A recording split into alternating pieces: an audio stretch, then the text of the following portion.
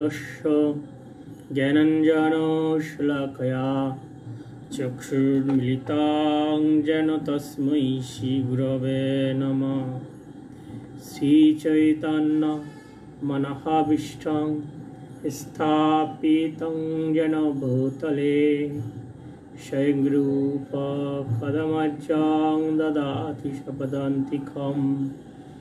वन्देऽहं श्रीगुरुश्रीयुतपदकमलं श्रीगुरून् वैष्णवांश श्रीरूपं साग्रजातं सहगण रघुनाथान्वितं तं सजीवं साद्वैतं सावधूतं परिजनसहितं कृष्ण चैतन्यदेवं श्री राधा कृष्ण पादां सहगण ललिता श्री विशाखान्वितं च नमो विष्णुपदाय कृष्णप्रेष्ठाय भूतले श्रीमते भक्तिवेदान्त स्वामिनिति नामिने। नमस्ते सरस्वती देवे गौरवाणी प्रचारिणे निर्विशेष शून्यवादी पाश्चात्य देशतारिणे वंशाकल्पतरुभ्यश्च कृपा सिन्धुभ्येव च पतितानां पावनेभ्यो वैष्णवेभ्यो नमो नमः। जय श्री कृष्ण चैतन्य प्रभु नित्यानंद श्री अद्वैत गदाधर शिवासादि गौरभक्तवृंद। हरे कृष्णा कृष्णा कृष्णा हरे हरे हरे राम राम राम हरे हरे। ओम नमो भगवते वासुदेवाय। ओम नमो भगवते वासुदेवाय। ओम नमो भगवते वासुदेवाय। नारायणं नमस्कृत्य नरं चैव नरोत्तमं देवीं सरस्वतीं व्यासं ततो जयमुदीरयेत्। मुखं करोति वाचालं पङ्गुलङ्गायते गिरिं यत्कृपातमहं वन्दे परमानन्दमाधवं। श्रीगुरुदीनतारिणं श्रीचैतन्य ईश्वरम्।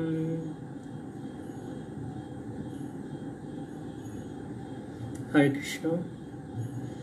সকলের চরণে প্রণাম নিবেদন করছি এবং সকলকে কৃষ্ণপ্রীতির শুভেচ্ছা সাধুবাদ জানাচ্ছি। আজ আমরা শ্রীমদ্ ভাগবতমের প্রথম স্কন্ধের দশম অধ্যায় আলোচনা করব। ভগবান শ্রীকৃষ্ণের দ্বারকা যাত্রা। প্রথম শ্লোক। শৈনকুবাচ হত্যাশরিথ কত স্পৃথ ততায়ন যুধিষ্ঠির ধর্মভৃতাবরিষ্ঠ সানুজয় পত্তবরুদ্ধ ভজন কথম প্রবৃত্ত কিমকারোষিত তত।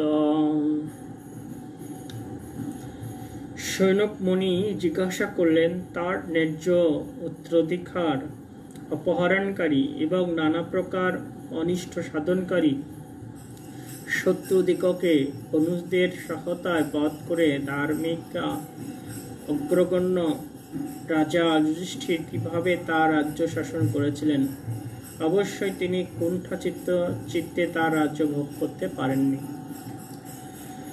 শৌনক ঋষি তিনি জিজ্ঞাসা করছেন, যেহেতু মহারাজ যুধিষ্ঠির ছিলেন, তিনি অত্যন্ত পরম ভক্ত ভগবানের, তো তার হৃদয় করুণায় অবতীর্ণ ছিল। করুণায়, খুব করুণা ঘন মধ্য বিগ্রহ ছিলেন যুধিষ্ঠির মহারাজ। তো তিনি কিভাবে সেই রাজ্য সুখ ভোগ করেছিলেন সেটা জিজ্ঞাসা করছেন, এবং তারা মনোভাব ব্যক্ত করছেন যে অবশ্যই তিনি কুণ্ঠা চিত্তে তার রাজ্য সুখ ভোগ করতে পারেননি। তো শিল প্রভুপাদ তিনি বলছেন যে যুধিষ্ঠির মহারাজ তিনি ভোগ বাসনা চরিতার্থ করার উদ্দেশ্যে এই রাজত্ব গ্রহণ করেননি। তিনি শুধু কর্তব্য পালনের উদ্দেশ্যে তার ছোট ভাইদের সাহায্যে রাজ্য শাসন করেছিলেন। তো ভোগ করা আর কর্তব্য পালন করা এক বিষয় নয়। আমরা বর্তমানে বিভিন্ন দেশের শাসকবর্গদের দেখতে পাই যে তারা তাদের সেই রাজ্যটাকে ধরে রাখার জন্য, তাদের পদ টিকিয়ে রাখার জন্য নানাভাবে পরিকল্পনা করছে এবং এই অসৎ পথ অবলম্বন করছে। কিন্তু আমরা যুধিষ্ঠির মহারাজের সেই রাজ্যের বিষয় দেখতে পাই, তিনি তার এই দায়িত্ব পালন করেছেন ভোগ বাসনার জন্য নয়। যখন যুধিষ্ঠির মহারাজ অর্জুনের কাছে শুনেছিলেন যে শ্রীকৃষ্ণ তিনি তার লীলা সংবরণ করেছেন, তখন যুধিষ্ঠির মহারাজ সাথে সাথেই সেই রাজ্য ত্যাগ করেছেন। ত্যাগ করে তিনি একটা মানে সেই খুব সন্ন্যাসী বেশ, মানে অত্যন্ত সাধারণ বেশ ধারণ করে তিনি সেই রাজ্য অধিকার তার প্রপত্রের কাছে দিয়ে তিনি চলে গেলেন।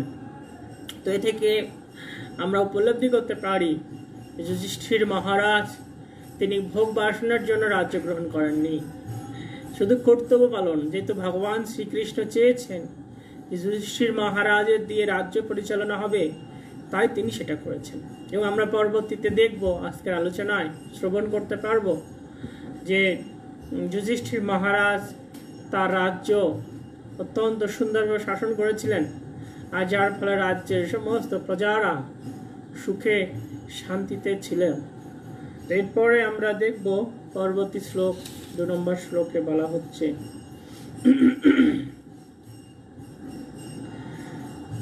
শ্রুতবাচ বংশম করো বংশদব অগ্নি নির্ণীতম সংগ্রহত্যা ভাব ভাবনা হরি নিবেশয়িতা নিজ রাজ্য ঈশ্বর যুধিষ্ঠির প্রিয় প্রীতমনা বহুবহ। সুত গোস্বামী বললেন, পরমেশ্বর ভগবান শ্রীকৃষ্ণ, যিনি সমস্ত জগতের পালনকর্তা, ক্রোধাগ্নিরূপ দাবানলে নিঃশেষিত কুরুবংশকে পুনঃস্থাপিত করে যুধিষ্ঠিরকে তার রাজ্য স্থাপন করে প্রসন্ন চিত্ত হয়েছিলেন। তো এখানে ভগবান কিভাবে প্রসন্ন হয়েছেন সেটা বর্ণনা করা হয়েছে।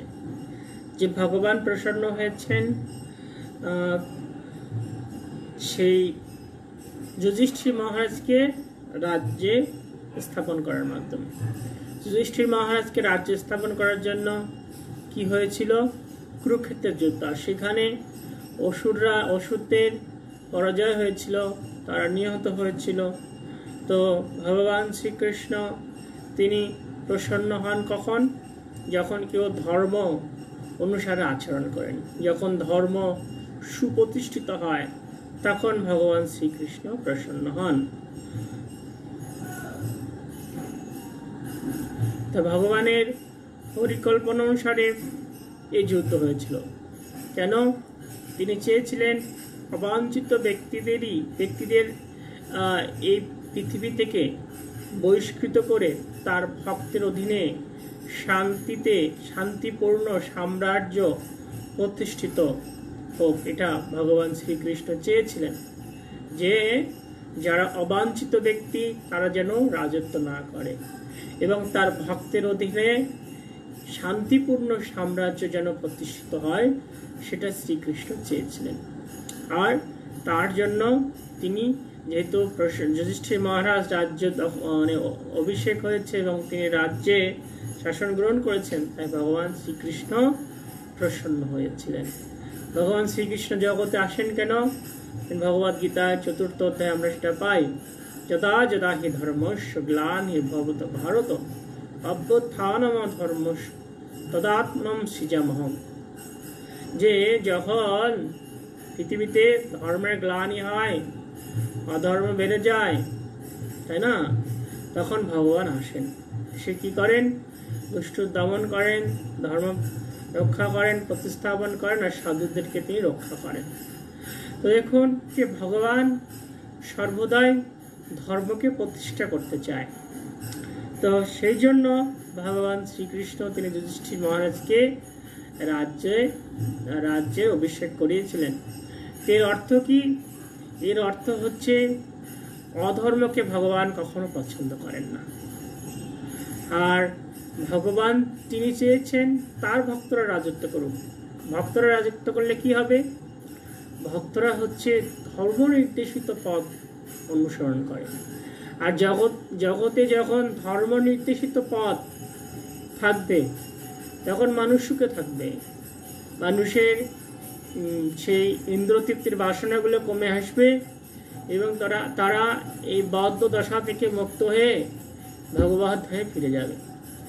আর প্রকৃতপক্ষে ভগবান শ্রীকৃষ্ণ তিনি চান সমস্ত জীবেরা এই বদ্ধ দশা থেকে মুক্ত হোক। তাই এই ভক্তের অধীনে রাজত্ব দরকার। আর যেমন আমরা দেখতে পাই পৃথিবীতে বহু ইস্কন মন্দির আছে, তো তাদের নেতৃত্বে যে সমস্ত ভক্তরা চলছে, জীবনযাপন করছে, দেখুন তারা কত শান্তিপ্রিয়, তারা কত সুখী জীবনযাপন করছেন, তারা কত আনন্দ পাচ্ছেন।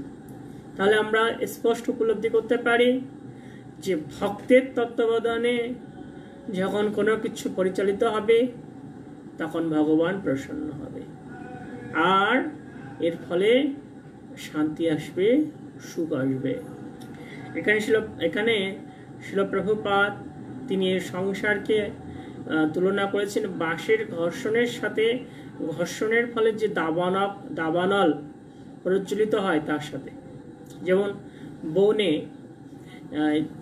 কেউ আগুন লাগায় না, তো সেখানে একটা বাঁশের সাথে আরেকটা বাঁশের যখন ঘর্ষণ হয় তখন সেই ঘর্ষণের ফলে কি হয়?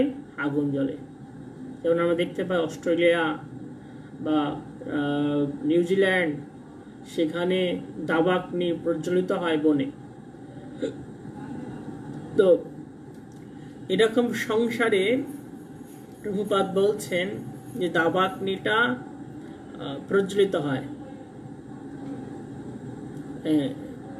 বিভিন্নভাবে, বিভিন্ন উপায়ে এই দাবাগ্নিটাই এসে যায়। আর এর ফলে মানুষ যারা সংসারে রয়েছে দুঃখ কষ্ট ভোগ করে। এই সংসার এমন, যেহেতু আপনা থেকেই এখানে উক্তি প্রচলিত হয়, তাই এই ভালো আছি, এই আবার মন্দ, মানে এক চিটিয়ে কখনোই সংসার সুখ থাকে না, আবার এক চিটিয়ে দুঃখ থাকে না। কেন?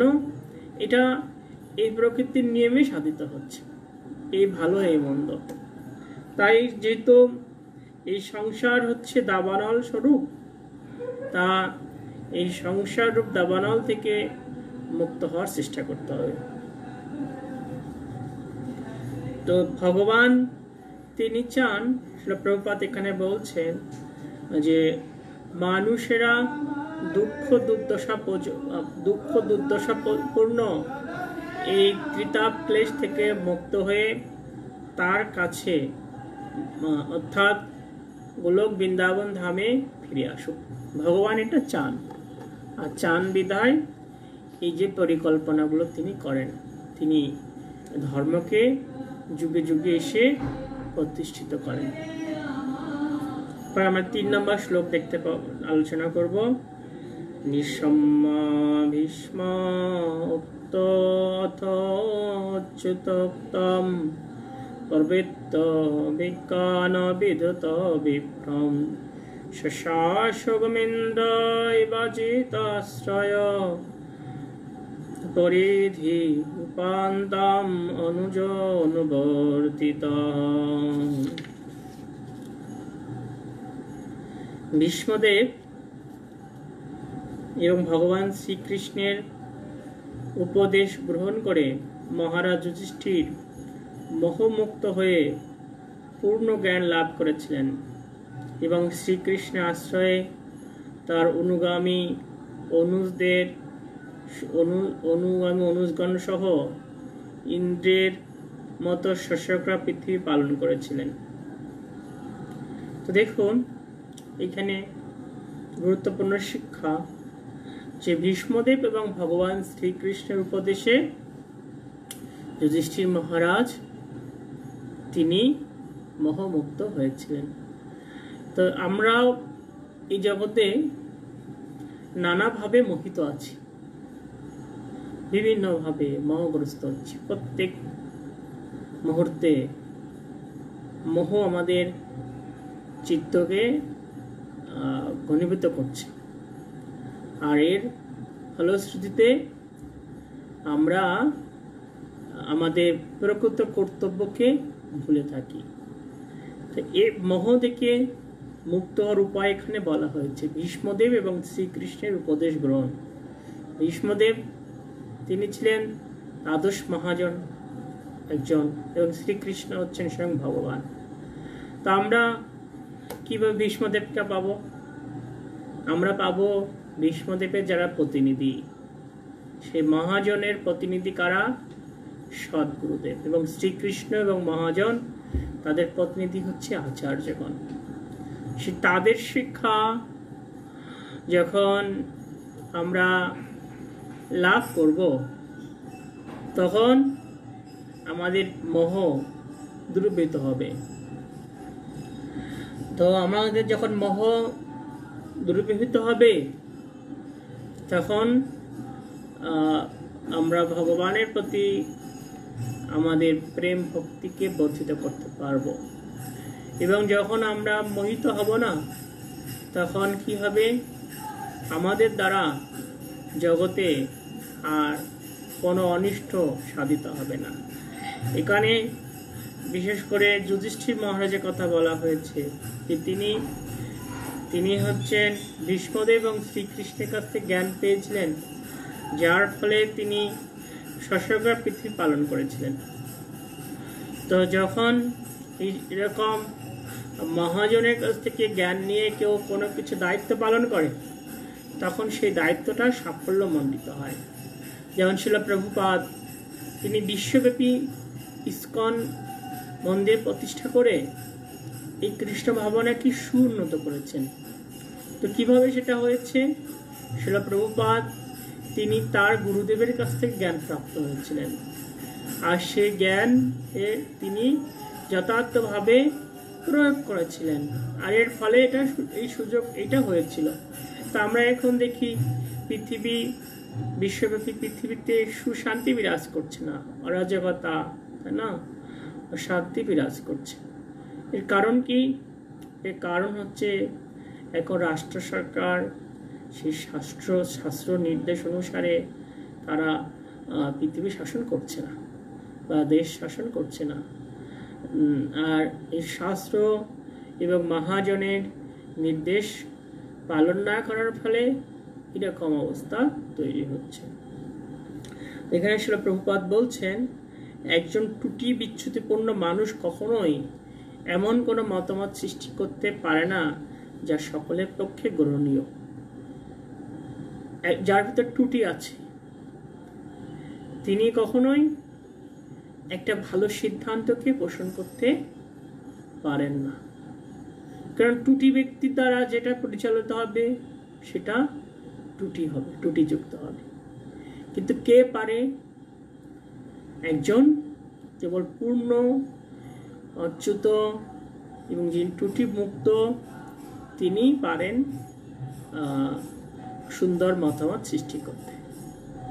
তাহলে কারা পূর্ণ, কে পূর্ণ? পূর্ণ হচ্ছেন, কে পূর্ণ, কে অচ্যুত? তিনি হচ্ছেন পরমেশ্বর ভগবান।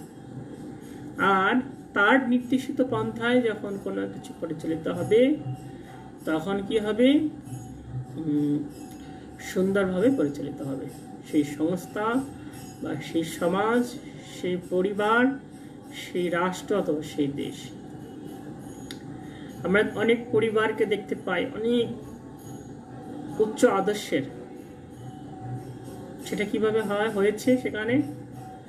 তার কারণ হচ্ছে ভগবত নির্দেশিত পন্থা তারা অনুসরণ করে, বা ভগবানের যারা প্রিয় সেই সাধু মহাত্মাদের পদাঙ্ক তারা অনুসরণ করে। আর যার ফলে সেই সমস্ত পরিবার, সেই সমস্ত সমাজ আদর্শ স্থানীয়।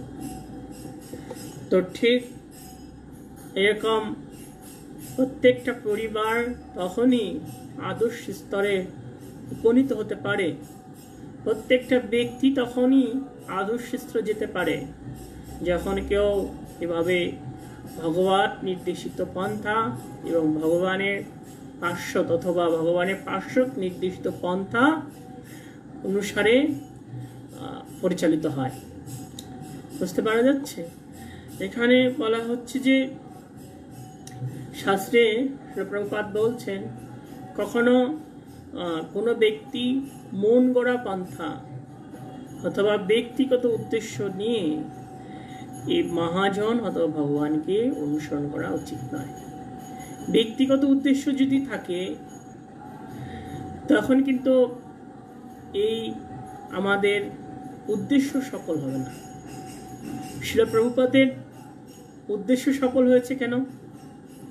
যে সেখানে কোনো ব্যক্তিগত উদ্দেশ্য ছিল না, তার মনোভাব ছিল গুরুদেবের আজ্ঞাকে পালন করা, শ্রীকৃষ্ণের ভগবত থেকে প্রতিষ্ঠিত করা।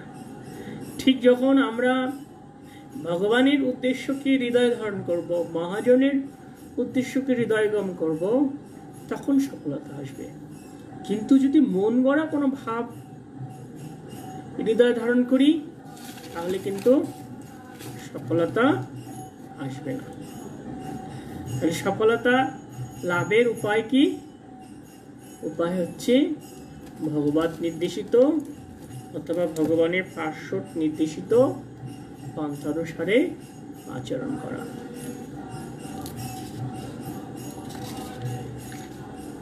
পরে 4 নম্বর শ্লোক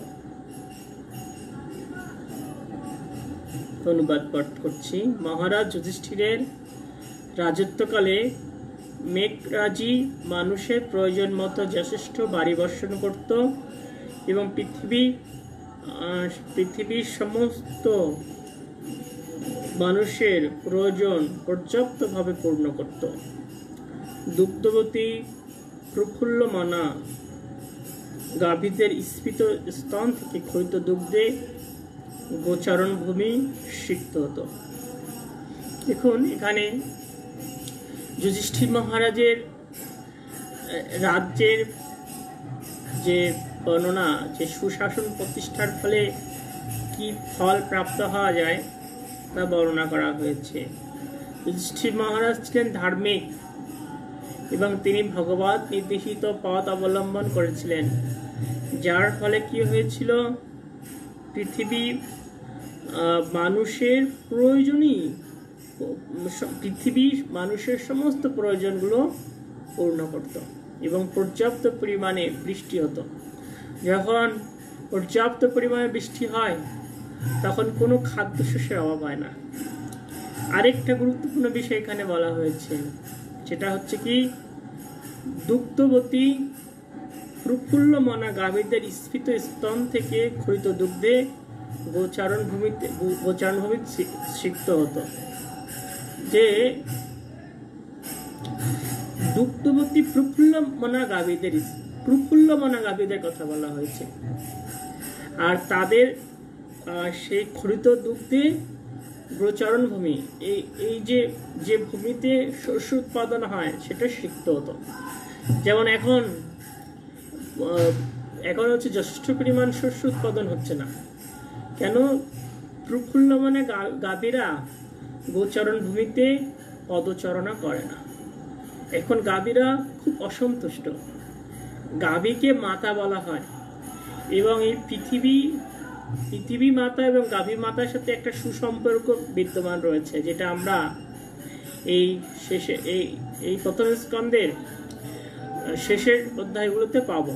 পৃথিবী মাতা এবং গাভী মাতার আলোচনা, সেখানে আমরা দেখতে পাবো যে তাদের মধ্যে কত সুসম্পর্ক বিরাজমান।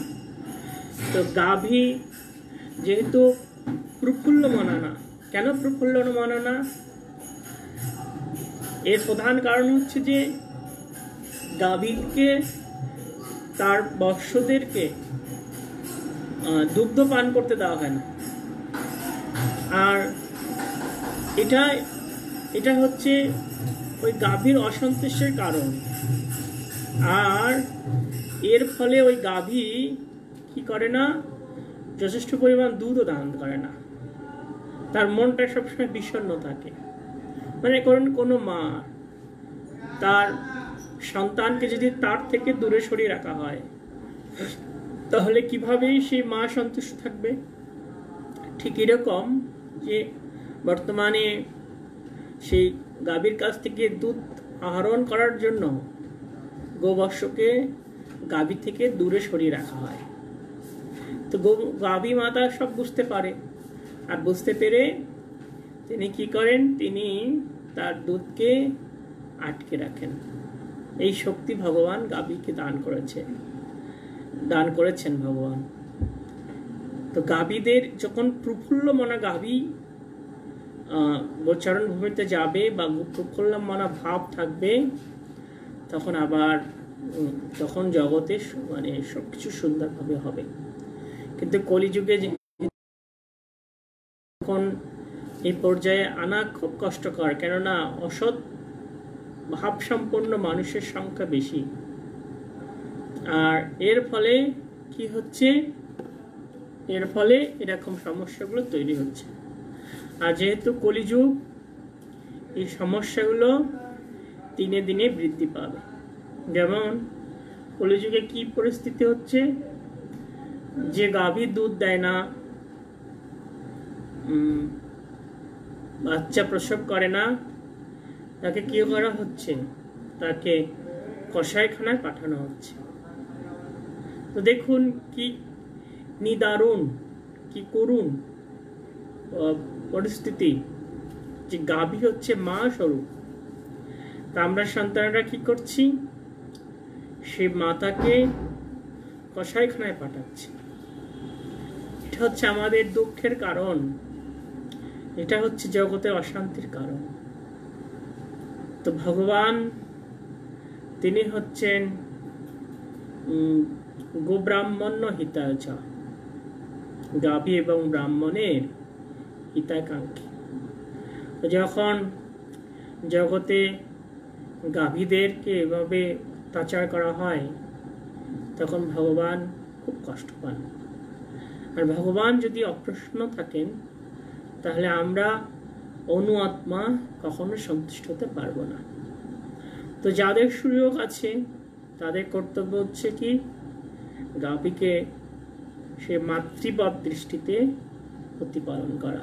গাভী যখন মাতৃপদ দৃষ্টিতে প্রতিপালিত হবে, আর গাভী যদি সেই গৃহকর্তার প্রতি সন্তুষ্ট থাকে, তো সেই গৃহে কখনো অভাব হবে না, সেই গৃহে অনাচারী ভাব আসবে না। আর ভগবান সেই গৃহের প্রতি খুব প্রসন্ন থাকবে। গাভী প্রফুল্ল মনা থাকার ফলে সেই গৃহে অবশ্যই কৃষ্ণ ভক্তি বিরাজ করবে। তো যাদের গাভী আছে, তাদের অবশ্যই এই বিষয়গুলো পালন করা কর্তব্য। এরপরে আমরা 5 নম্বর শ্লোক দেখব। সেখানে বলা হয়েছে, নদী, সাগর, বৃক্ষ, লতা সমন্বিত পর্বতসমূহ, শস্য, ঔষধি যুধিষ্ঠির মহারাজের রাজ্যে প্রতি ঋতুতে প্রচুর পরিমাণে ফল প্রদান করত। দেখুন, যুধিষ্ঠির মহারাজের রাজ্যে সবকিছু পরিপূর্ণ ছিল এবং ওখানে বলছে যে প্রচুর পরিমাণে ফল প্রদান করত। তো এটা কেন হতো? যুধিষ্ঠির মহারাজ ছিলেন ভগবানের ভক্ত। শ্রীল প্রভুপাদ এখানে বলছেন যে সমস্ত সাফল্য লাভের রহস্য হচ্ছে পরমেশ্বর ভগবানের শরণ গ্রহণ করা। ভগবান হচ্ছেন সৌভাগ্যের অধিষ্ঠাত্রী লক্ষ্মী দেবীর প্রতীক। তখনই সমস্ত সাফল্য আসে যখন কেউ পরমেশ্বর ভগবানের শরণ গ্রহণ করে। দেখুন, ভগবান পরমেশ্বর ভগবান শ্রীকৃষ্ণ তিনি সর্বত্র রয়েছেন এবং সবকিছু নিয়ন্ত্রণ করছেন। তো ভগবান যদি কারো প্রতি প্রসন্ন হয় তাহলে কি হবে? তাহলে তার কোনো কিছু কি অপ্রাপ্তি থাকবে? কখনোই থাকবে না। তো ভগবান এখন আমাদের আচরণের মাধ্যমে অপ্রসন্ন, কারণ ভগবান হচ্ছে নমো ব্রাহ্মণ্য দেবায় গো ব্রাহ্মণ্য হিতাচা। ভগবান হচ্ছেন ব্রাহ্মণ এবং গাভীর হিতাকাঙ্ক্ষী। তো বর্তমান জগতে এই দুই স্তরে যারা রয়েছে, বিশেষ করে ব্রাহ্মণ স্তরে যারা বৈষ্ণব উন্নত স্তরে, এবং গাভীকে খুব অবমাননা করা হচ্ছে। আর এর ফলশ্রুতিতে ভগবান তিনি অপ্রসন্ন যারা এই কাজগুলো করছে। আর এই কাজগুলো এখন কি অধিকাংশ জায়গায় হচ্ছে, সাধুরা নিষ্পেষিত হচ্ছে আর গাভীদেরকে কসাইখানায় হত্যা করা হচ্ছে। আর এই ভগবান অপ্রসন্ন বিদায় আজকে জগতে এত আসরিক ভাব, এত যুদ্ধ, এত কলহ, এত বিবাদ, তাই না? এই ভগবানের অসন্তুষ্টির জন্য। তো এগুলো আমরা দেখছি জগতে বর্ধিত হচ্ছে। আর এটা বর্ধিত হচ্ছে বিধায় এই জগৎ ধীরে ধীরে বাসের অনুপযোগী হয়ে উঠছে। তাই যারা প্রকৃত সাধু, যারা প্রকৃত জ্ঞানী, তারা এই জগতে থাকার প্রয়াস করে না। শ্রীল প্রভুপাদ বলেছেন, প্রকৃতপক্ষে এই জগৎ হচ্ছে ভদ্রলোকের স্থান না। যারা ভদ্রলোক তারা এখানে থাকতে চায় না, যেহেতু এটা দুঃখ লয়। মনে করুন, আপনি কখনো জেনে শুনে একটা নোংরা জায়গায় থাকতে চাইবেন? কখনো না। তো ভগবানের দৃষ্টিতে এই জগৎ অত্যন্ত নোংরার মতো, অত্যন্ত কুলুষতায় পরিপূর্ণ। তাহলে প্রশ্ন হতে পারে, আমরা কেন এখানে আছি? আমরা আছি, আমাদের চেতনা নোংরা রয়েছে।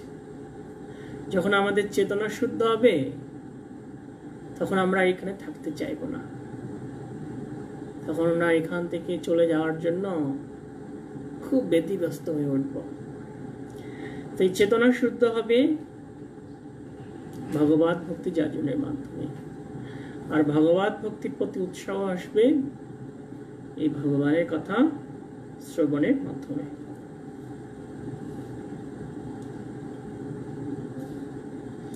প্রভুপাদ এখানে বলছেন, মানুষের শুদ্ধ করার জন্য এবং কালের অসঙ্গতি দূর করার জন্য মহারাজ যুধিষ্ঠিরের পদাঙ্ক অনুসরণ করতে হবে।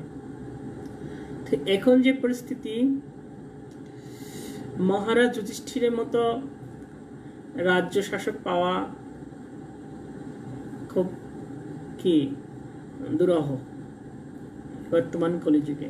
কিন্তু শ্রীল প্রভুপাদ বলছেন যে মানুষের শুদ্ধ করার জন্য এবং কালের অসঙ্গতি দূর করার জন্য তো আমরা তাহলে কিভাবে শুদ্ধ হতে পারি, যেহেতু এরকম রাষ্ট্র সরকার পাওয়া খুব কঠিন? তো আমরা শুদ্ধ হতে পারি ইসকনের সংস্পর্শে আসার মাধ্যমে। ইসকনে যারা নেতৃত্ব দিচ্ছেন তারা ঠিক যুধিষ্ঠির মহারাজকে অনুসরণ করছেন। তো যুধিষ্ঠির মহারাজকে যেহেতু তারা অনুসরণ করছে, যুধিষ্ঠির মহারাজকে অনুসরণ করছে কিভাবে বললাম? যুধিষ্ঠির মহারাজ কার নির্দেশ পালন করেছিলেন?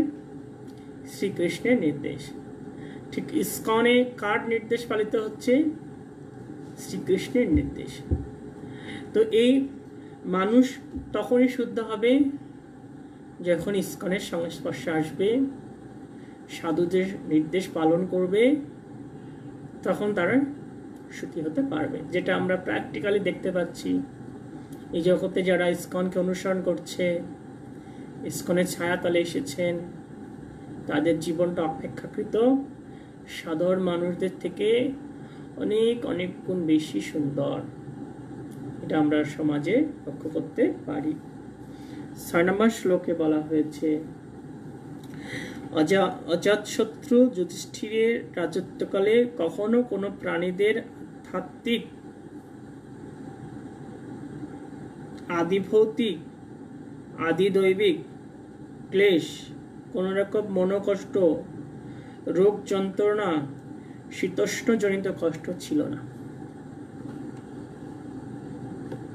তো এখানে দেখুন কত গুরুত্বপূর্ণ বিষয় যে যুধিষ্ঠির মহারাজের রাজ্যকালে কোনো এই ত্রিতাপ ক্লেশ ছিল না, প্রজাদের কোনো ক্লেশ ছিল না। শুধু বলছে কোনো প্রাণীর, শুধু প্রজাদের কথা বলা হয়নি। প্রজা বলতে শাস্ত্রে কাকে বলা হয়েছে জানেন? প্রজা বলতে শুধু মানুষকে নয়, প্রজা বলতে সমস্ত পশুদেরকে, উদ্ভিদদের বোঝানো হয়েছে। তো আগে যারা শাস্ত্র নির্দেশ অনুসারে রাজ্য শাসন করতেন, তাদের রাজ্যে এই পশুরাও সুন্দরভাবে সুরক্ষিত ছিল। কিন্তু এখন তো পশুদের জীবনে কোনো নিরাপত্তা নেই। পশুদেরকে কসাইখানা পাঠানোর জন্য রাষ্ট্র সরকার কসাইখানা খোলার নির্দেশ দিয়েছে।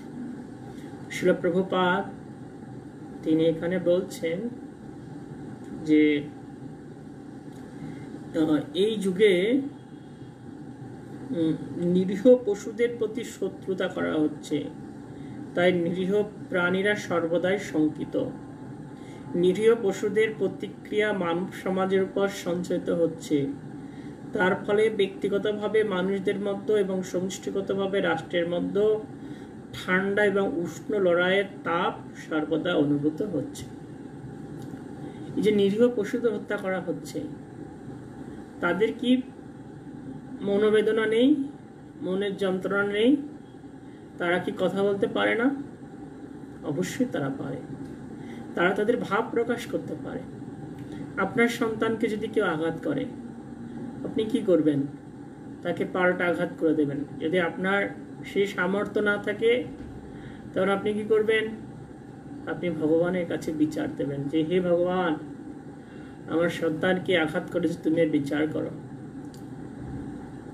যখন আপনার থেকে কম শক্তি সম্পন্ন ব্যক্তি থাকবে, তখন আপনি নিজে শাস্তি দেবেন, আর আপনার থেকে পাওয়ারফুল ব্যক্তি থাকলে আপনি ভগবানের কাছে অর্পণ করবেন। ঠিক স্বাভাবিক দৃষ্টিতে নিরীহ পশুরা কি কম শক্তি, তাদের উপর যখন মানুষ অত্যাচার করছে, তখন তাদের এই মনোবেদনাগুলো তারা ভগবানকে জানাচ্ছে।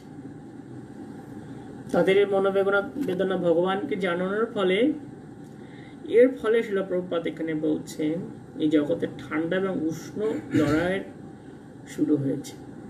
এই জগতের দুঃখের কারণগুলো সেই পশুদের থেকে আসছে। তারা যে এত অসন্তুষ্ট, যেন আমরা গবেষণায় যেটা জানতে পারছি, করোনা ভাইরাস কোথা থেকে আসছে?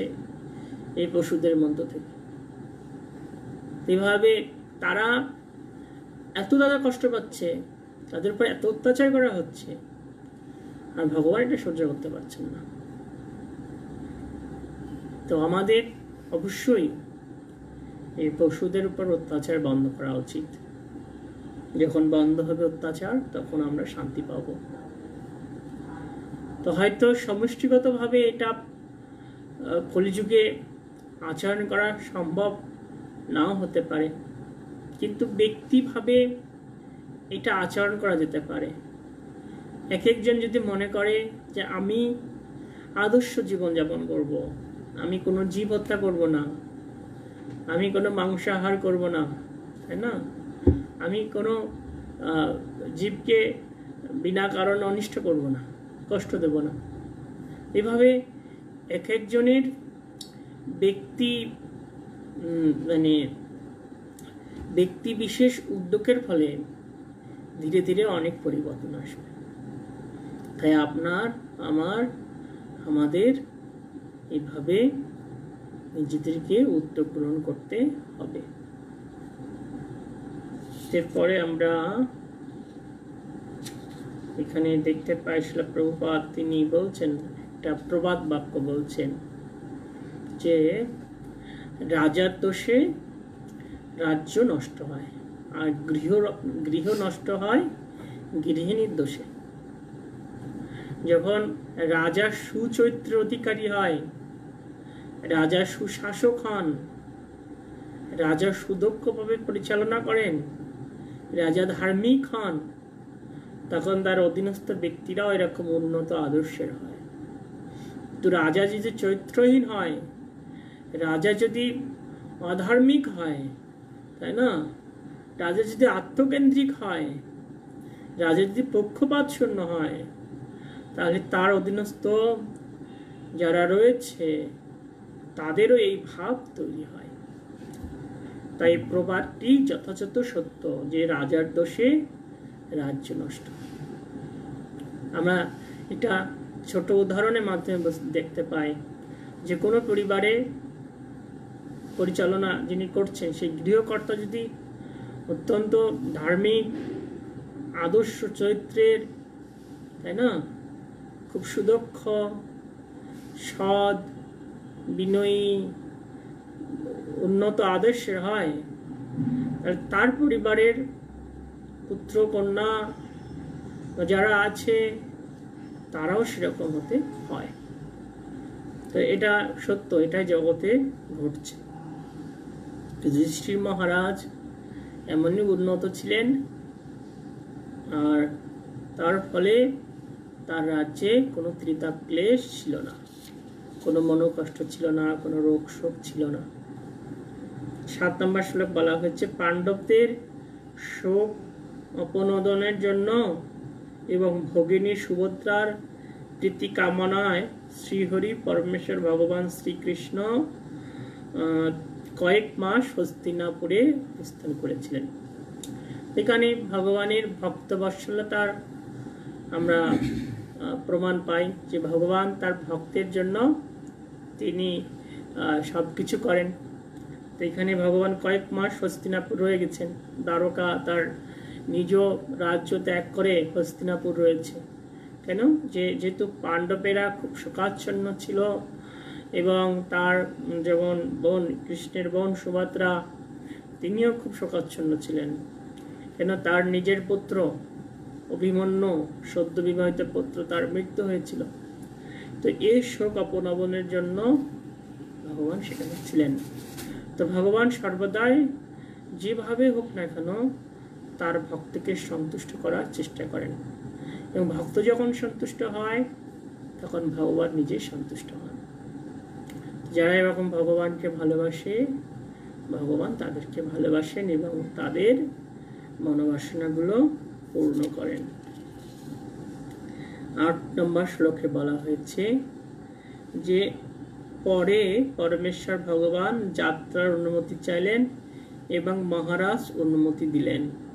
তখন পরমেশ্বর শ্রীকৃষ্ণ মহারাজ যুধিষ্ঠিরের চরণে পরিণত হয়ে শ্রদ্ধা নিবেদন করলেন এবং মহারাজ তাকে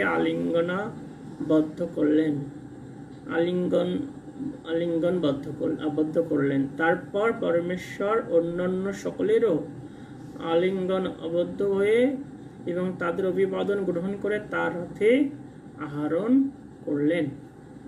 তো দেখুন, এখানে যুধিষ্ঠির মহারাজ তিনি কিন্তু জানেন যে কৃষ্ণ স্বয়ং ভগবান, তারপর তিনি কৃষ্ণের প্রণাম গ্রহণ করেছেন।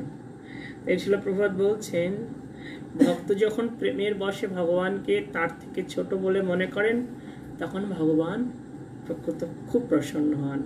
যদিও ভগবানের সমকক্ষ কেউ নেই, ভগবানের সমান কেউ নেই, তা সবাই ক্ষুদ্র, সবাই ভগবানের অংশ, তারপরে ভগবান এতে আনন্দ পান। আর এখানে আরো একটা শিক্ষণীয় বিষয় হচ্ছে যে ভগবান তিনি তার জ্যেষ্ঠকে তিনি সম্মান নিবেদন করেছেন। তো ভগবদ গীতা আমরা জানতে পারি, ভগবান শ্রীকৃষ্ণ বলছেন যে, হে অর্জুন, আমার প্রকৃতপক্ষে কোনো কর্তব্য নেই জগতে, কিন্তু তারপরও আমি কর্তব্যে নিয়োজিত রয়েছি। কেন?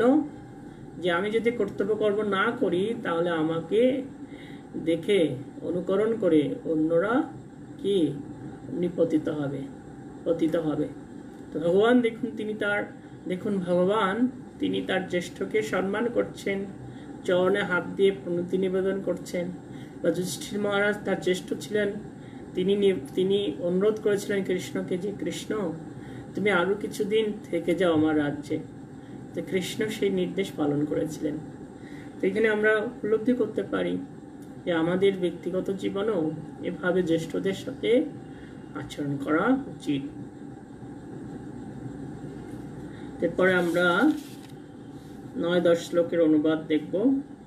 তখন সুভদ্রা, দ্রৌপদী, কুন্তী, উত্তরা, গান্ধারী, ধৃতরাষ্ট্র, যজস্বু, কৃপাচার্য, নকুল, সহদেব, ভীমসেন, ধৌম্য এবং সত্যবতী সকলেই সারঙ্গধর পরমেশ্বর শ্রীকৃষ্ণের বিরহ সহ্য করতে না পেরে শোকে মূর্যমান হয়ে পড়েন। তো ভগবানের বিরহ সহ্য করা অত্যন্ত কঠিন, আমরা এখানে সেটা দেখতে পাই যে ভগবানের বিরহ সহ্য করা যায় না। আমাদের জীবনের দুঃখ এটাই, আমাদের জীবনের প্রকৃত দুঃখের কারণ হচ্ছে ভগবানের সাথে আমরা আমাদের নিত্য সম্পর্ক ভুলে গিয়েছি। এটাই হচ্ছে দুঃখের কারণ।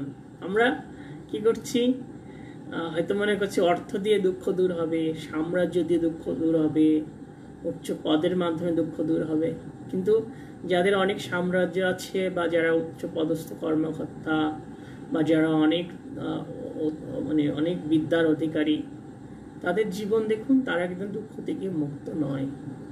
তো দুঃখ থেকে মুক্ত হওয়ার উপায় হচ্ছে ভগবানের সাথে হারানো সম্পর্কের পুনঃপ্রতিষ্ঠা করা। তো শিল প্রভুপাদ বলেছেন, কৃষ্ণ চেতনা পুনর্জাগরণের মাধ্যমে এই হারানো সম্পর্ক পুনর্জাগরণ হবে। আর যখন আমরা শ্রীকৃষ্ণের সাথে আমাদের সম্পর্ককে পুনঃস্থাপন করব, তখন আমরা আবার সুখী হতে পারবো, আবার আনন্দ পেতে পারবো।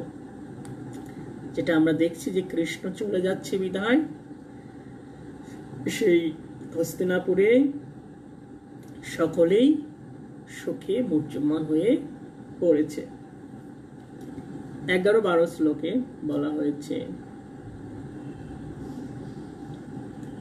সাধু সঙ্গে প্রভাবে বুদ্ধিমান ব্যক্তিরা একবার মাত্র ভগবানের মহিমা শ্রবণ করে থাকলেও পরমেশ্বর ভগবানকে উপলব্ধি করার ফলে বিষয়ীর অসৎ সঙ্গ ত্যাগ করে ভগবানের মহিমা শ্রবণ করা থেকে মুহূর্তের জন্য নিরস্ত হতে পারেন না।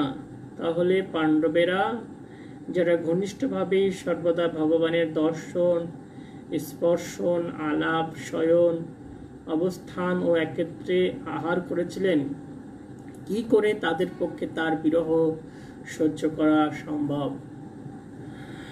তো এখানে বিপরীতভাবে বলা হচ্ছে যে যারা একবার মাত্র ভগবানের মহিমা শ্রবণ করেছে, তারাও ভগবানের সেই বিরহ সহ্য করতে পারে না।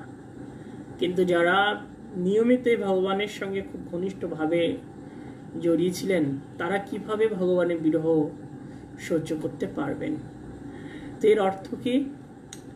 এর অর্থ হচ্ছে আমরা যদি ভগবানের সাথে যুক্ত হই, তাহলে আমাদের বিরহ দূর হবে।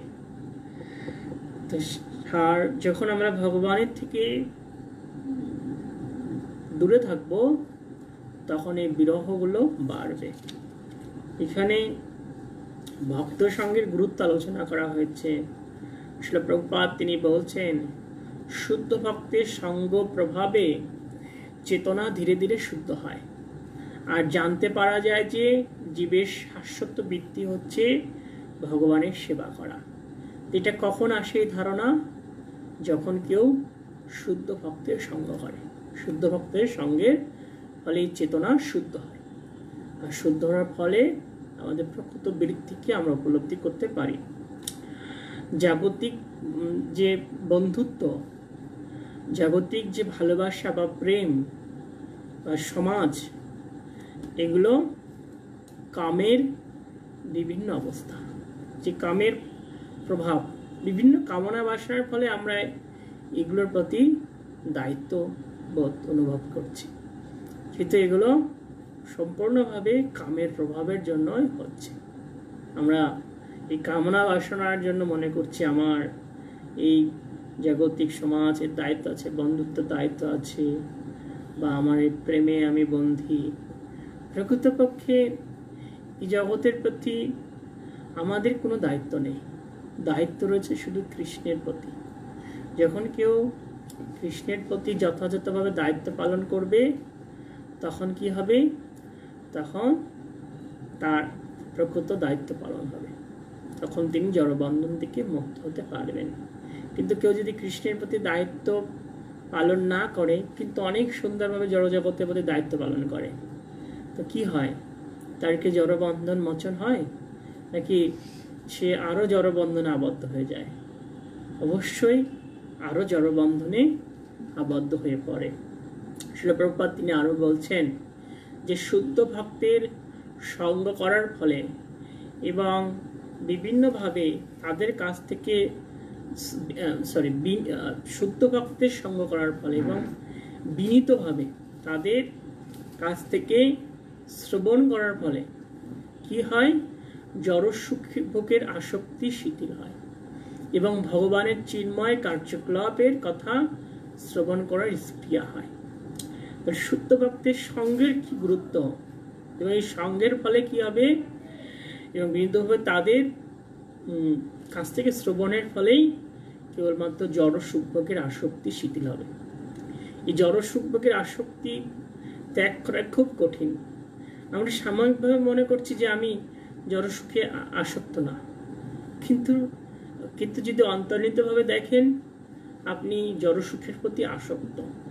যদি আপনি জড় সুখের প্রতি আসক্ত না হতেন তাহলে অবশ্যই আপনি ভগবানের প্রত্যেকটা নির্দেশ পালন করতেন। অবশ্যই আপনি সেই ভগবানের পৃথিবী দানের জন্য সেই ভোর রাত্রে ঘুম থেকে উঠে ভগবানকে সুন্দর করে ভোগ নিবেদন করতেন, ভগবানের দিব্য নাম কীর্তন করতেন, ভগবানের অর্চন করতেন, সুন্দরভাবে রন্ধন করে ভগবানের জন্য ভোগ নিবেদন করতেন। কিন্তু এগুলো যখন কেউ জড়জগতের প্রতি আসক্তি শূন্য হন বা জড় সুখভোগের প্রতি আসক্তি শূন্য হন, তখন তিনি এগুলো যথাযথভাবে করেন। কিন্তু যখন এই দেহ সুখের প্রতি অনেক আসক্তি থাকে, যখন দেহত্তিকাবোধের প্রতি প্রবল ভাব থাকে, নিজের দেহত্তিকাবোধ থাকে, তখন তিনি এই কাজগুলো করতে পারেন না সঠিকভাবে।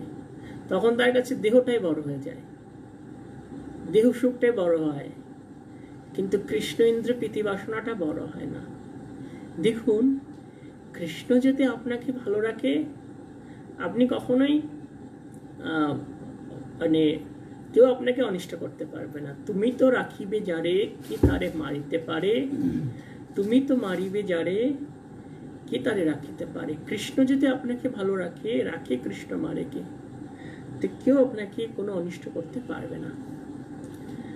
আর যদি সেটা হতো যে নিজের প্রচেষ্টায় মানুষ সুস্থ থাকতো, তাহলে জগতে মানুষ এত রোগ, অসুখ বিসুখ, দুরারোগ্য ব্যাধি থাকতো না। অধিকাংশ মানুষই তো কৃষ্ণের নির্দেশ পালন করে না, তারা নিজেই আচরণ করে, কিন্তু তারাই দেখুন কত অসুস্থ। কিন্তু আমরা দেখতে পাই যারা কৃষ্ণের চরণে পূর্ণভাবে শরণাগত, তারা কত সুন্দর জীবনে রয়েছে, তারা কত সুস্থ। প্রকৃত সুস্থতা কি জানেন? প্রকৃত সুস্থতা হচ্ছে আত্মার আনন্দ। আত্মা যদি প্রসন্ন থাকে, আনন্দিত থাকে, তাহলে তখন দেহে পরিপূর্ণতা আসে, তখন প্রকৃত সুখ আস্বাদন করা যায়। কিন্তু অধিকাংশ মানুষের আত্মায় তো অপ্রসন্ন, কারণ মানুষ আত্মার প্রীতিবিধানের জন্য প্রচেষ্টা করছে না, শুধু দেহের প্রীতিবিধান, দেহ নিয়ে চিন্তা করছে, আত্মার জন্য চিন্তা করছে না। তো শুদ্ধ ভক্তের সঙ্গ কেমন? প্রহ্লাদ মহারাজ যখন তিনি সেই গুরুকুলে ছিলেন, তো তার সঙ্গ প্রভাবে তার অসুর বন্ধুরা সবাই ধার্মিকে পরিণত হয়েছিল। দেখুন, এই যে শুদ্ধ ভক্তের সঙ্গ, হয়তো একদিনে প্রথম দিকে তারা ধার্মিক হয়নি, কিন্তু যখন বারবার শুনেছে শুদ্ধ ভক্তের মুখের কথা, তার আচরণ অনুসরণ করেছে, তখন প্রহ্লাদ মহারাজের সব অসুর বন্ধুগুলো ধার্মিকে পরিণত হয়ে গিয়েছিল। যেমন শিলা প্রভুপাদের যারা সঙ্গ করেছিলেন সেই সময় পাশ্চাত্যবাসীরা, বা আজকে যারা শিলা প্রভুপাদের অনুসারী ভক্তদের সঙ্গ করছে, দেখুন তাদের কত পরিবর্তন হচ্ছে। আমরা যখন ভক্ত ছিলাম না, বা আপনারা বা আমরা যখন ভক্ত হয়নি, চিন্তা করে দেখুন আমাদের জীবনের পরিবর্তনগুলো কিভাবে হয়েছিল। এই ভক্ত সঙ্গের মাধ্যমে, এই হরিকথা শ্রবণ করার মাধ্যমে। কিন্তু প্রবলেম কোথায়? প্রবলেম হচ্ছে যে আমাদের চেতনা বিকশিত না। আমরা এখন একটু ভক্তিপথে এসে মনে করছি আমার আর ওগুলো দরকার নেই। এটাই হচ্ছে আমাদের প্রকৃত ভ্রম। আর এই স্তরে কত ভাগ ভক্ত আছে জানেন? ম্যাক্সিমাম ভক্তরা দীক্ষা দিবে কিছু দূর এগিয়ে যেয়ে মনে করে আমার আর অত নিয়মকানুন পালন করা লাগবে না। কিন্তু শাস্ত্রে বলা হচ্ছে সাধু সাবধান। আপনি জড়জাগতিক লেখাপড়ার দিকে তাকান, যত বড় ক্লাসে ওটা হবে তত নিয়মকানুনগুলো বেশি থাকে। আপনি মনে করছেন আপনি দীক্ষা পেয়েছেন বা অনেক দিন ভক্তি জীবনে এসেছেন, আপনার অত কিছু দরকার নেই। না, এটা ভুল। আপনারই আরো বেশি করে সাধু সঙ্গ করতে হবে, আপনারই বেশি করে আরো ভাগবত কথা শ্রবণ করতে হবে। এর ফলেই আপনি উন্নত হতে পারবেন। কিন্তু আপনি যদি এগুলো না করেন, দেখবেন আপনি পিছিয়ে যাবেন। পিছিয়ে আমি যাচ্ছি তার প্রমাণ কিভাবে পাওয়া যাবে? তার প্রমাণ পাওয়া যাবে হচ্ছে আমার সকালে জপ হবে না, মঙ্গলারতি ঠিক মতো হবে না, এলোমেলো জপ হবে, সকালের জপ রাত্রি যে শেষ হবে, গ্রন্থ ঠিক মতো পড়া হবে না, এই ভগবত ভক্তি কাজগুলো এলোমেলো হয়ে যাবে। আর কেউ এগিয়ে যাচ্ছে সেটা কিভাবে প্রমাণিত হবে? যখন তার ভক্তিমূলক যে আচরণগুলি আছে, যে কর্মগুলি আছে, সেগুলো যখন যথাযথ শাস্ত্র নির্দেশিত উপায় হবে, তখন এটা হবে। তো বুঝতে পারা যাচ্ছে? এভাবে আমরা আমাদেরকে উন্নত করতে পারি। 13 নম্বর শ্লোক, তাদের সকলের হৃদয় স্নেহ পাশে আবদ্ধ হয়ে বিকুলিত হচ্ছিল, তারা অপলোক নেত্রে শ্রীকৃষ্ণকে দর্শন করছিল এবং হতবুদ্ধি হয়ে ইতস্তত ঘুরে বেড়াচ্ছিল। শ্রীল প্রভুপাদ বলছেন, জীব মায়ার প্রভাবে ভগবানের সাথে শাশ্বত সম্পর্কের কথা ভুলে গেছে এবং পুনরায় যখন জীব এই শাশ্বত সম্পর্ককে তৈরি করবে, তখন শান্তি সমৃদ্ধ আসবে। একবার যদি, শ্রীল প্রভুপাদ বলছেন, একবার যদি অল্প মাত্রাও এই সম্পর্ক কারোর ভিতরে জাগরিত হয়, তাহলে জীব তৎক্ষণাৎ মায়ার বন্ধন থেকে মুক্ত হয় এবং ভগবানের সঙ্গ লাভ করার জন্য উন্মুখ হয়ে ওঠে। তো শ্রীমদ্ ভাগবতম বদ্ধ জীবের কাছে শুদ্ধ ভক্তের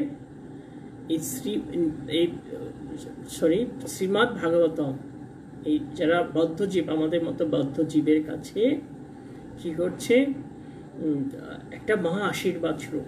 যখন আমরা বিশুদ্ধ ভক্তের কাছে বিনীতভাবে এই কথা, ভাগবত কথা শুনব, তখন আমরা নিত্য সম্পর্ক আবার স্মরণ করতে পারবো। আর নিত্য সম্পর্ক যখন আমরা স্মরণ করব, তখনই মায়ের বন্ধন শিথিল হবে। দেবকীনন্দন ভগবান শ্রীকৃষ্ণ প্রাসাদ থেকে যখন বেরিয়ে এলেন, তখন অতিশয় উৎকণ্ঠা হেতু আত্মীয় রমণীগণের নয়ন অশ্রুপ্লাবিত হয়েছিল, কিন্তু যাত্রার সময় শ্রীকৃষ্ণের কোনো রকম অমঙ্গল না হয় সেই জন্য তারা বহু কষ্টে তাদের বিগলিত অশ্রু সংবরণ করেছিলেন। দেখুন যে এখানে যেটা বলা হয়েছে যে সেই রমণীরা আর সেই হস্তিনাপুরে যারা ছিল, ভগবান চলে যাচ্ছে, খুব কষ্ট পাচ্ছে, কিন্তু তারা যে ভগবানের যেন কোনো অনিষ্ট না হয়, ভগবান যেন যদি কষ্ট না পায়, মানে এই যে যাত্রার সময় চোখে জল দেখে যদি ভগবান কষ্ট পান, তো তারা কি করছে, তারা সবাই অশ্রুকে মানে মুছে ফেলেছেন, হৃদয়ে তারা কান্না করছেন। এই যে আমরা কৃষ্ণকে ভালোবাসি আর তারা ভালোবাসে, দেখুন তাদের ভালোবাসাটা কত উন্নত। তারা ভালোবাসতেন কৃষ্ণকে কৃষ্ণের জন্য, আর আমরা কেমন ভালোবাসি, আমরা আমাদের বিষয়গুলোকেই আগে গুরুত্ব দিই। কিসে আমার বেশি সুখ হবে, সেই বিষয়গুলো আমাদের জীবনে গুরুত্বটা অনেক বেশি থাকে। তো সেটা আসলে কখনো আদর্শ উপায় নয়। এরপরে আমরা 15 নম্বর শ্লোক দেখব।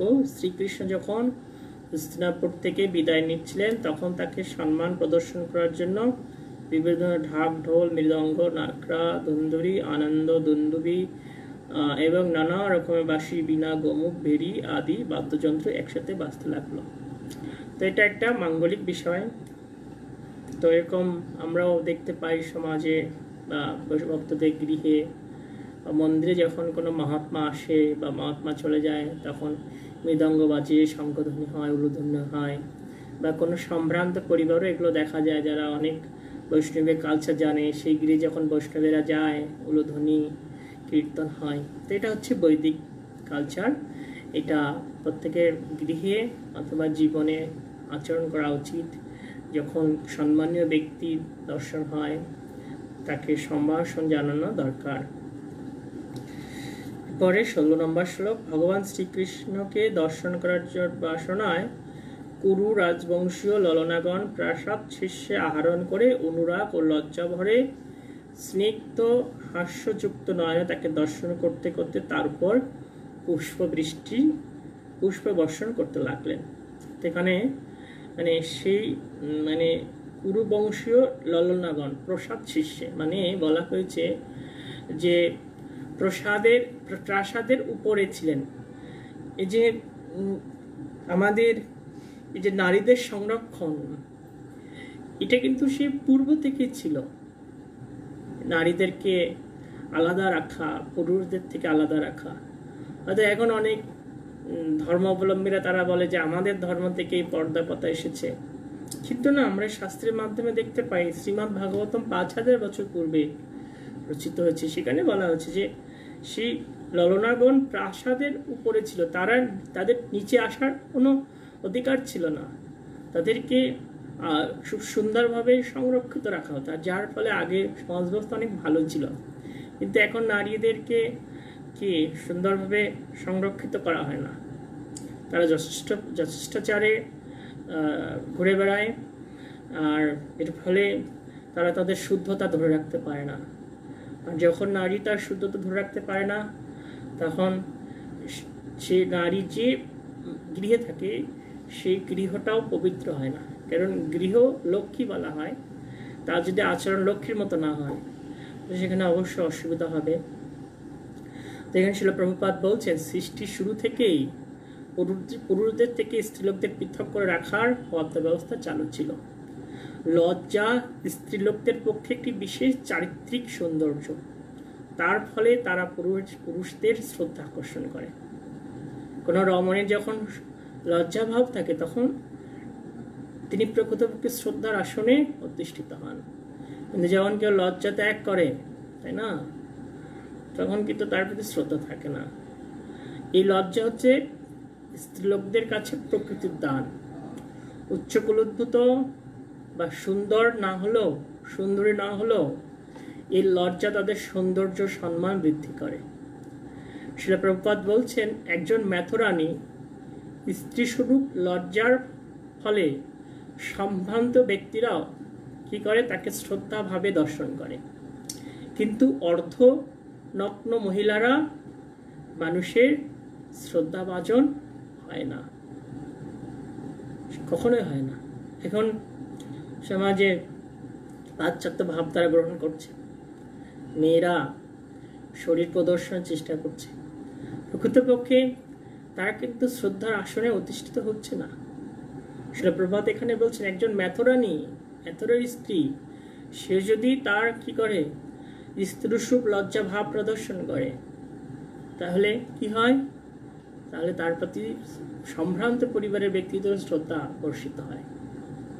শিলপ্রপাত তিনি পাশ্চাত্যবাসী তার শিষ্যাদেরকে সে আদর্শ শিখিয়েছিলেন, তাদেরকে শাড়ি পরা শিখিয়েছিলেন, তাদেরকে কিভাবে লজ্জা নিবারণ করতে সেটা শিখিয়েছিলেন। তারা এখনো শিলপ্রপাতকে অনুসরণ করছে। কিন্তু আমাদের এখন আমাদের দেশে দুরবস্থা, তারা এগুলো পালন করছে না। দেখুন বিদেশি মায়েরা তারা কিছু শাড়ি পরছে, আর আমাদের দেশে ভক্তদের কথাই বলি, সাধারণদের কথায় নাই বলি, আমাদের ভক্ত যে সমস্ত মেয়েরা বিবাহের পরে অধিকাংশই শাড়ি পরতে চায় না, সেলার কামিজ পরবে বা আমি কি বলবো। আর এগুলো আসলে শাস্ত্রে অনুমোদন হয়নি, আচার্যগণ কর্তৃক অনুমোদন হয়নি। লজ্জাশীল ভাব থাকা উচিত, তাতেই কৃপা আশীর্বাদ পাওয়া যাবে। 17 নম্বর শ্লোকে বলা আছে, সেই সময় পরমেশ্বর ভগবানের অন্তরঙ্গ সখা মহাযোদ্ধা এবং জিতেন্দ্রীয় অর্জুন প্রিয়তম পরমেশ্বর ভগবান শ্রীকৃষ্ণের মস্তকে মুক্তামালা মণ্ডিত রত্ন নির্মিত দ্বন্দ্বযুক্ত শ্বেত ছত্র ধারণ করলেন। আজকে এ পর্যন্ত থাকছে। আমরা কালকে আলোচনা করব যে